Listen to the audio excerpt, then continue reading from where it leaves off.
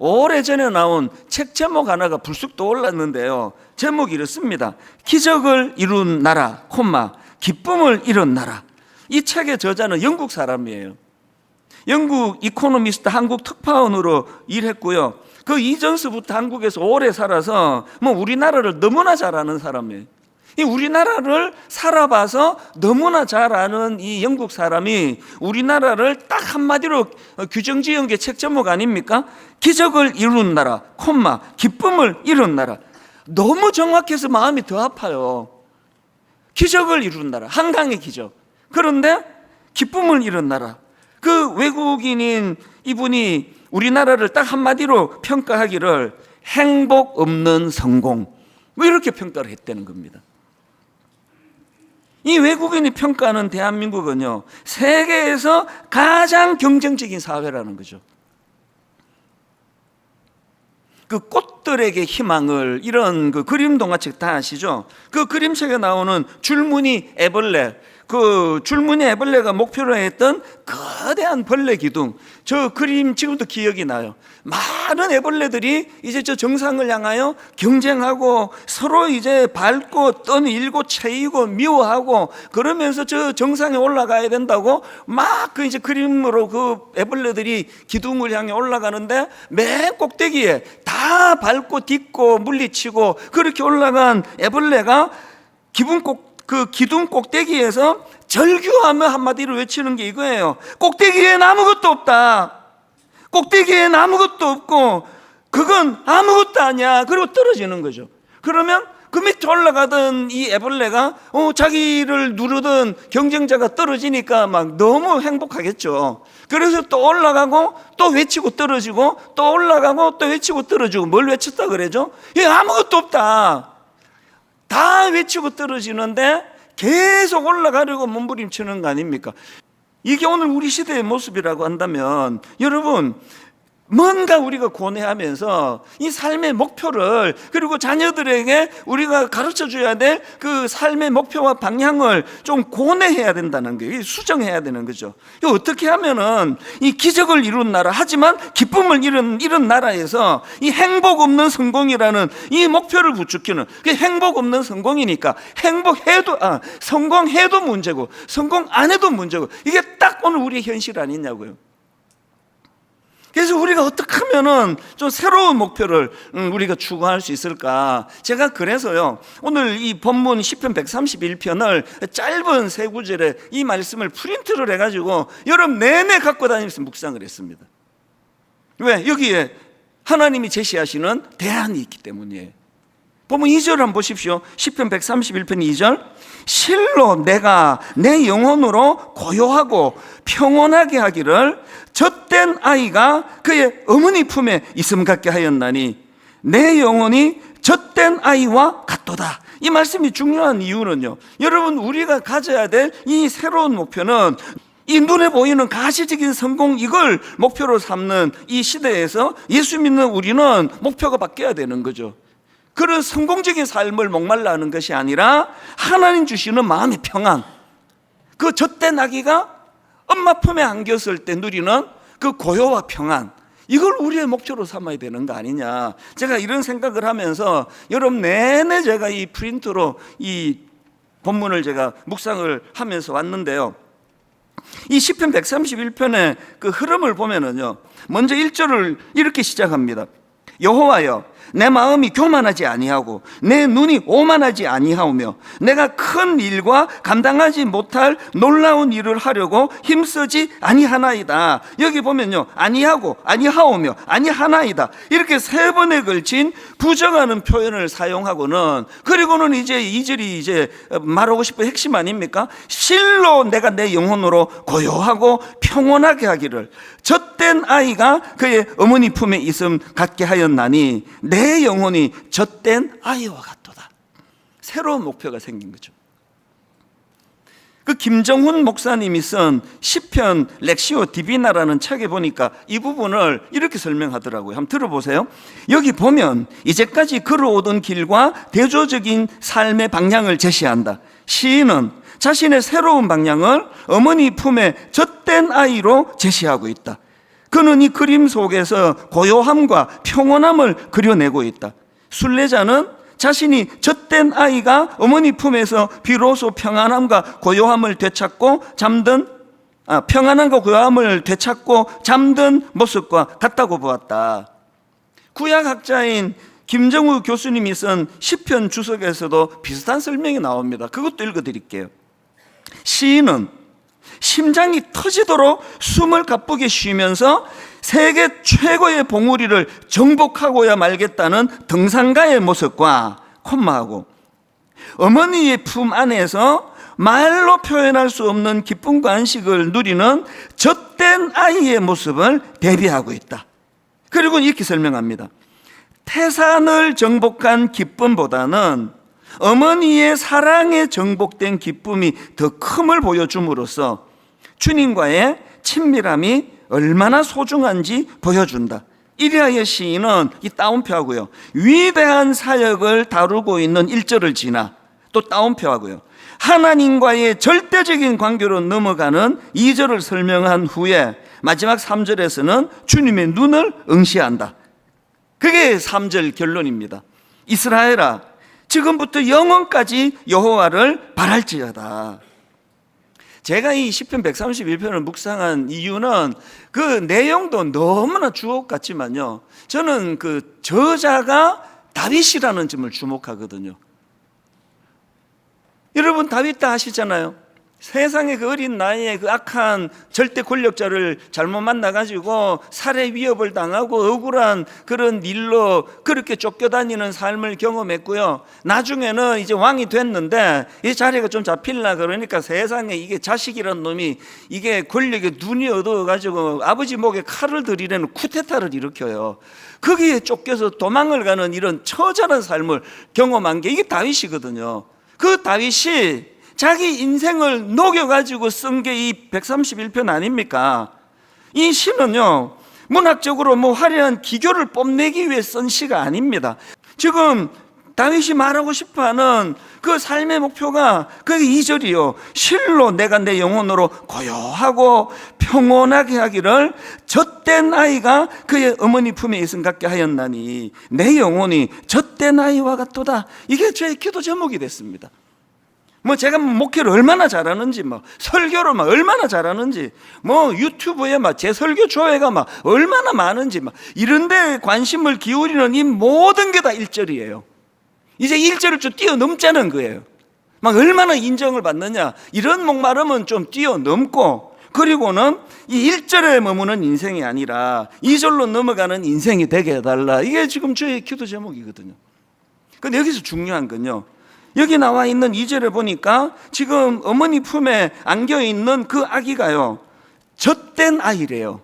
뭐 굳이 이걸 안 넣더라도 아기가 엄마 품에 있는 건 다 평안하고 고요하잖아요. 그런데 굳이 지금 다윗이 그 아기가 젖된 아기다, 이 뭘 강조하고 싶은 겁니까? 여러분, 젖 먹는 아기는요, 배고픔이라는 자기 필요를 채울 때 필요한 게 엄마 품이에요. 엄마 품에 안겨 어린 아기에게 젖을 물려줄 때 그때 마음의 평안이 이제 오는 거 아닙니까? 그래서 젖을 물려주기 전까지는 배고픈데 안아도 절대 울음을 그치지 않아요. 그걸로 만족이 안 됩니다. 배고파 죽겠는데 뭐 왜 안 넣냐고, 젖 달라고. 이게 젖 먹는 아기예요. 그런데 여기에서 지금 우리가 추구해야 될 고요와 평안은요, 젖된 아기예요. 더 이상 어머니에게서 자기의 결핍을 추구하지 않아요. 뭘 말하고 싶은지 여러분 아시잖아요. 저는 이게 신앙의 단계라고 생각합니다. 여기 지금 예수 처음 믿는 분들 당당히 구하세요. 여러분은 젖된 아기가 되면 안 돼요. 그 예수님에 대해서 뭐 잘 모르시는데 어떻게 젖된 아기가 되느냐고 안아주시면 귀찮긴 하지. 여러분은 젖 먹는 아기가 돼야 돼요. 구하세요. 마음껏 구하세요.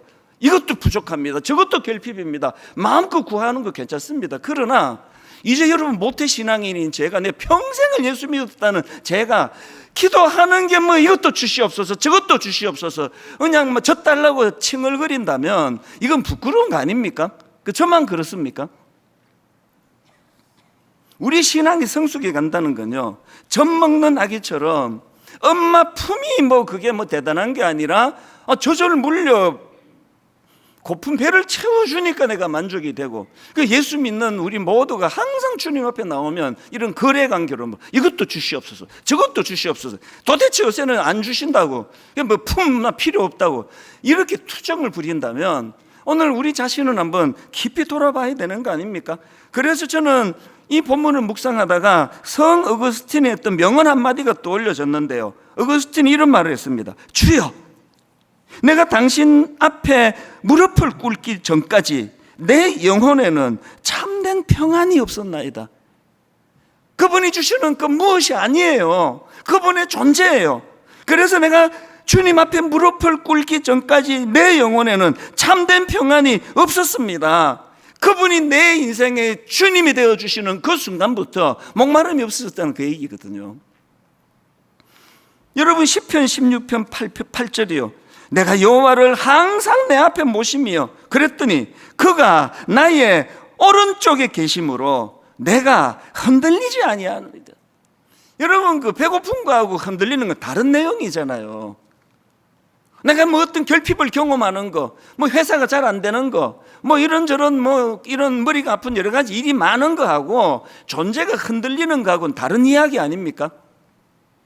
로마서 15장 13절, 소망의 하나님이 모든 기쁨과 평강을 믿음 안에서 너희에게 충만하게 하사 성령의 능력으로 소망이 넘치게 하시기를 원하노라. 이 전부 다 저때 나이와 같은 성숙한 사람들이 할 수 있는 노래 아닙니까?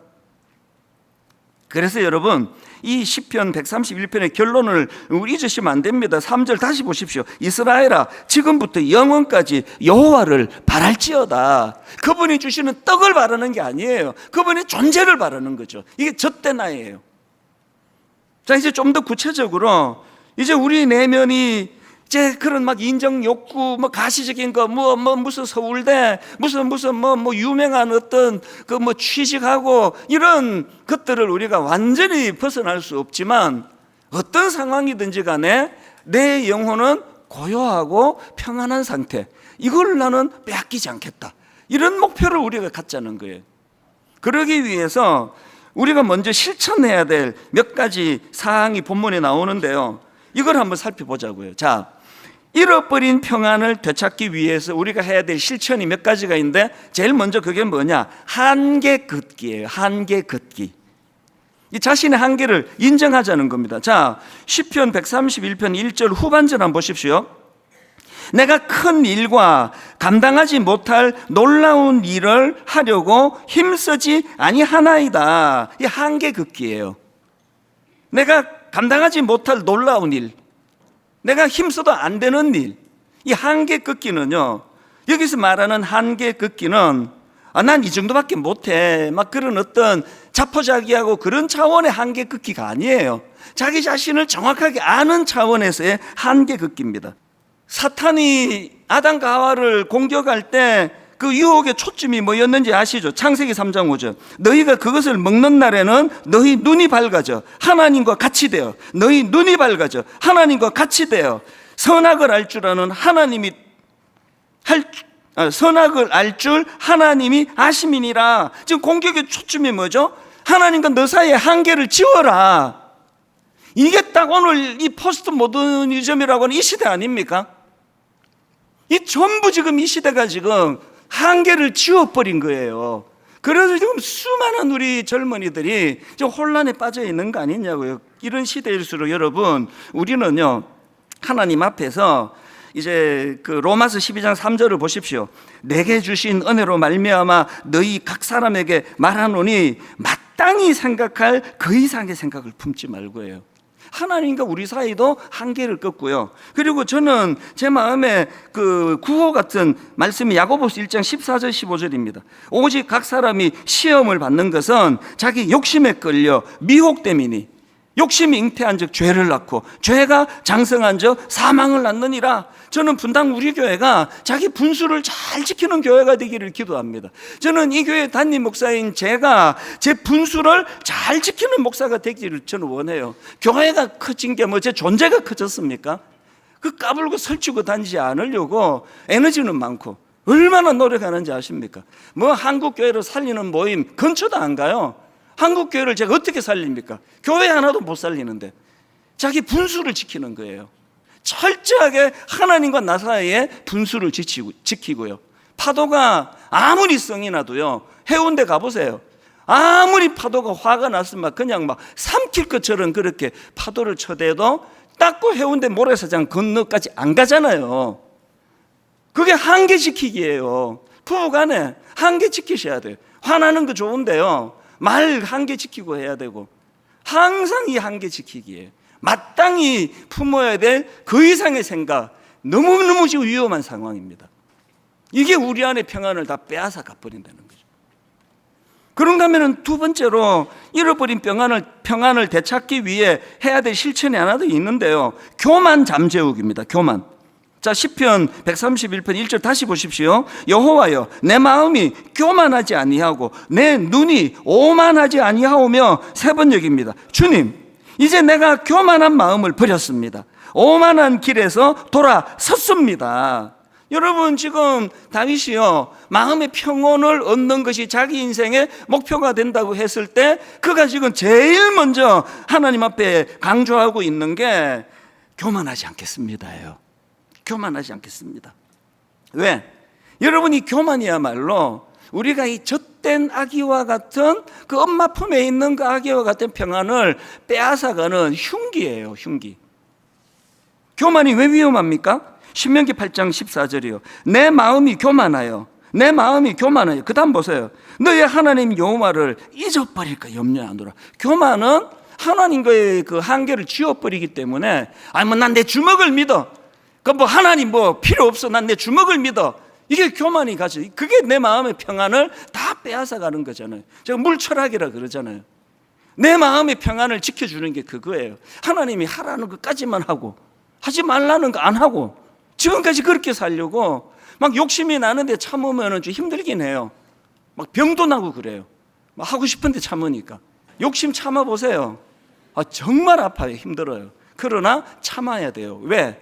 제가 창조주가 아니잖아요. 그분이 가라는 데까지 가고 서라는 데까지 서고, 뭐 좀 지쳐도 가라 그러면 또 일어나서 힘내야 돼요. 또 더 갈 수 있는데 하나님이 여기까지다 그러면 또 서야 돼요. 이 한계 꺾기. 그 한계 꺾기는 교만한 자에게는 일어나지 않습니다. 성경에 보면은요, 이 교만으로 망한 인물이 되게 많은데 그 중에 그 우시야 왕이 대표적인 케이스예요. 그 정치를 참 잘했거든요. 여러분, 뭔가 좀 잘 나가면 이미 교만이 들어와 있는 겁니다. 그 정치를 잘하고 백성들에게 칭찬 듣고 하는 이게 그를 망하게 만들어 버린 거예요. 역대하 26장 16절을 보십시오. 그가 강성하여 짐에, 일이 잘 풀렸다는 뜻이죠. 그가 강성하여 짐에 그의 마음이 교만하여, 그가 강성하여 짐에 그의 마음이 교만하여 악을 행하여요. 이게 인간의 굴레예요. 여러분, 이 우시야 왕처럼 이렇게 잘 나가기가 이게 뭐 100에 하나 1000에 하나 아니냐고요. 나머지 우리 같은 사람들은 항상 이렇게 안 돼가지고 성공에 목말라 그렇게 힘들고, 어쩌다가 1000에 하나 만에 하나 이렇게 성공한 사람은 행복해야 될 거 아니냐고. 그런데 이런 사람들은 정치가들 한번 보세요. 경제인들을 보세요. 이 교만이라는 게요, 그가 강성하여 짐에 그 마음에 교만하여 악을 행하여요. 이 교만한 게 왜 위험한가 하면요, 역대하 26장 5절입니다. 하나님의 묵시를 밝히 하는 스가랴가 사는 날에 하나님을 찾았고 그가 여호와를 찾을 동안에만 하나님이 형통하게 하셨더라. 언어에 더 가깝게 제가 의미를 제가 풀어드린 거예요. 하나님의 묵시를 밝히 하는 스가랴가 사는 날에 하나님을 찾았고 그가 여호와를 찾을 동안에만 하나님이 형통하게 하셨다. 하나님의 형통이 끊어지니까 찾아온 거 불안밖에 더 있냐고요. 맨날 불안한 거죠. 어디로 가야 되나? 우왕좌왕하고 바람에 나는 겨. 막 여리를 갔다가 아니네, 막 또 저리를 갔다가 아니네, 막 그렇게 열심히 우왕좌왕 하는데 뭐 여름 내내 그렇게 잠 안 자고 설치했는데 보니까 제자리에 와 있네. 뭐 계속 바람에 나는 겨. 교만하면요, 하나님의 형통이 끊어지고, 하나님의 형통이 끊어지면 우리 내면에 인생이 우왕좌왕하게 되는 거죠. 그래서 이 1절 본문 1절 말씀, 여호와여 내 마음이 교만하지 아니하고 내 눈이 오만하지 아니하오며. 이거 구해야 되는 거죠. 마지막 세 번째로요, 이 잃어버린 평안을 되찾기 위한 실천이 하나 더 있는데요, 하나님에 대한 의존도를 높여야 됩니다. 하나님에 대한 의존도 높이. 이 3절입니다. 이스라엘아, 지금부터 영원까지 여호와를 바랄지어다. 여기 나오는 여호와를 바랄지어다, 이걸 원어로 보면은 소망을 주님께 두어라, 이거예요. 소망을 주님께 두어라. 내 인생은 내 거기 때문에 내 인생은 나의 이거, 내 인생은 나의 이거 막 이 노래 부르면서 이거 내 인생이 하는 사람 안에 항상 불안과 두려움이 있잖아요. 그래서 소망을 내 실력에다 두는 게 아니에요. 소망을 내 어떤 그 부지런함에다 두는 게 아니에요. 소망을 주님께 두는 거예요. 소망을. 그래서 여러분, 제가 좋아하는 이 말씀 다 아시죠? 시편 147편 10절 11절, 여호와는 말의 힘이 세다 하여 기뻐하지 아니하시며 사람의 다리가 억세다 하여 기뻐하지 아니하시고 여호와는 자기를 경외하는 자들과 그의 인자하심을 바라는 자들을 기뻐하시는도다. 하나님을 의존하는 거예요. 하나님, 저는 피조물입니다. 저는 이거 다 못합니다. 하나님은 창조주가 되십니다. 아버지, 내 인생에 개입하여 주시기 원합니다. 이게 하나님에 대한 의존도거든요. 제가 아는 어느 권사님이 암이 걸리셨어요, 최근에. 모든 분들이 다 암이 찾아오면은 다 당황하고 놀라겠지만, 이분은요, 너무나 왕성하게 활동을 하셨던 분이기 때문에 그 충격이 더 컸겠죠. 너무 건강하시니까. 그리고는 또 막 그때 이제 의료 분쟁이 막 한참 극심할 때라 가지고 수술할 날짜도 잘 못 정하고 막 되게 헷갈렸는데요. 겨우겨우 이제 서울대 병원을 잘 이제 연결이 돼가지고 그렇게 이제 수술을 하게 됐는데요. 그 수술하기 전날이에요. 저한테 이런 문자가 왔습니다. 목사님, 수술을 앞두고 두려움 속에서도 평강의 마음을 허락하시는 은혜가 커서 주님께 감사 영광 올리는 아침입니다. 저는 지금 암 수술 앞두고 마음이 너무 평화로워서 그래서 문자 보냅니다. 이런 분 처음 봤습니다. 이분도 보니까 두려움이 있대요. 수술을 앞두고 두려움 속에 있지만, 그러나 그런 상황에서도, 두려움 속에서도 평강의 마음을 허락하시는 은혜가 커서 주님께 감사 영광 올리는 아침입니다. 그렇게 저한테 보냈거든요. 그리고 수술이 끝났습니다. 그 다음 새벽에, 진짜 꼭두 새벽에 또 문자가 왔어요. 제가 이제 일찍 일어나는 걸 아시니까 꼭두 새벽에 문자가 왔는데 내용이 이래요. 심한 통증에 많이 아프고 잠에서 깨어 예수님의 십자가 고통을 한번 생각하니 견딜 수 있었습니다. 그 다음 말이 희한합니다. 이제 수술을 끝내고 이제 진통이 풀리면, 마취가 풀리면 그때부터 아프잖아요. 이제 병원에서 초저녁에 이제 진통제 맞으라고 했는데 거절하고. 이게 무슨 말입니까? 마취가 풀리고 이제 통증이 이제 시작이 되는데 병원에서 진통제 맞으라 그러니까 초저녁에 진통제 맞으라고 했는데 거절하고 예수님을 향한 사랑의 고백으로 견디어내리라. 목사님, 모든 것이 감사하고 감사했습니다. 그래서 제가요, 바로 답을 썼습니다. 진통제 맞으시라고. 믿음 좋은 권사님은 믿음으로 이겨내보겠다 그러는데, 믿음 없는 목사는 진통제 맞으시라고. 제가 이제 이 설교를 이제 다듬다가 그 권사님의 문자가 생각이 난 거예요. 그래서 다시 이제 뒤져가지고 그 문자를 다시 제가 찾아 읽어보면서, 이 권사님은 왜 이러셨을까? 암 수술, 긴 시간 수술하고 이제 마취가 풀려 통증이 시작되는 그때 병원에서 진통제 맞으라 할 때 왜 거절했을까? 제가 이런 묵상을 하다가 불쑥 떠오른 찬양이 하나 있었습니다. 주 예수 오셔서 내 슬픔 아셨네. 나의 앞길도 내 주 아셨네. 나 주를 버리고 떠나갔었네. 주님 약속대로. 날 붙드셨네.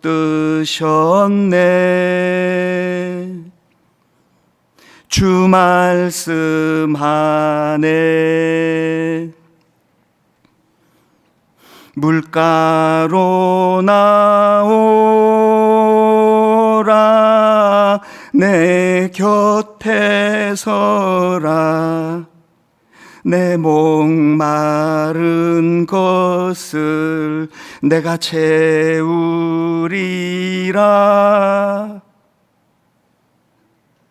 어둠에 헤맬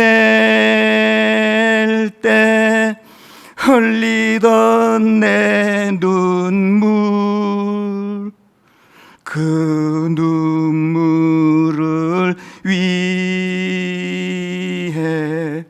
내가 죽었노라. 여러분, 어떤 일로 힘드세요? 무슨 일로 눈물을 흘리세요? 그때마다 기억하십시오. 여러분의 그 눈물을 위하여, 그 눈물을 위하여 내가 죽었노라. 이 십자가예요. 여러분이 당하는 어떤 아픔이 있을 때, 여러분이 눈물을 흘릴 때, 눈물도 빨리 없어지고, 아픔도 빨리 없어지고, 그저 승리하고, 성공하고, 이기고, 쟁취하고, 그 애벌레들의 그 기둥을 다 밟고 올라가고, 맨 앞에 우뚝 서고, 이런 목표를 향해 달리고 있을 때, 우리 내면에 사라져버린 게 그게 평안 아닙니까? 어떻게 하면 되찾느냐고요? 물가로 나오라. 내 곁에 서라. 내 목마른 것을 내가 채우리라.